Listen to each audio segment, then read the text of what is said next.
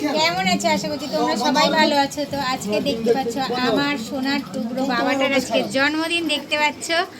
তো আমার বাবাটার জন্য আজকে কি রান্না করেছি দেখো। দুপুরবেলায় বেশি কিছু হয়নি, উচ্ছে ভাজা রয়েছে, এইদিকে দেখতে পাচ্ছ ভেন্ডি ভাজা, এখানে রয়েছে বেগুন ভাজা, এখানে আলু ভাজা, এই যে পটল ভাজা। আর আমি গেছিলাম কাজে, আর সব কিছু অ্যারেঞ্জ করেছে বোন করেছে, ঠিক আছে। তো এই যে বোন ওকে সব কিছু গুছিয়ে দিয়েছে। আর এইদিকে দেখো পটল চিংড়ি রয়েছে, আর এই যে মাছের ঝোল, আর এই যে ডাল।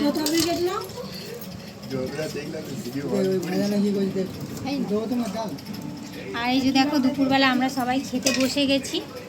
বাবা ওই যে খেতে বসেছে দেখতে পাচ্ছ, মা ওই যে বসেছে ওইদিকে, আর আমার দিদা এসছে, এই যে দিদাও খেতে বসেছে, খাচ্ছে, ঠিক আছে।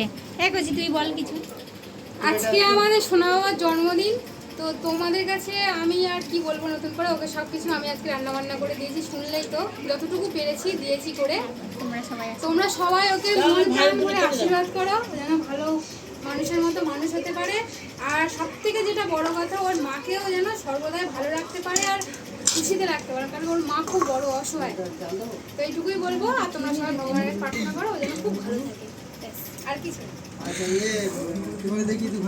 না। তো এখন বাবা কিছু বলবে, শোনো তোমরা।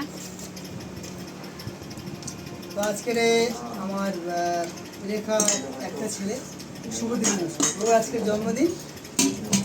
তো আজকের হ্যাঁ আমারও নাতি, আমার নাতি, আমার ছোটো মেয়ে, আর আমার মেজে মেয়ে, ওই আমার শাশুড়ি, আমার গিন্নি বলেছে আমরা একসাথে খাচ্ছি। ওর এই পঞ্চ তরকারি করে দিয়েছে, ভাজা দিয়ে ওকে ভাত দিয়েছে ওর ছোটো মাসি।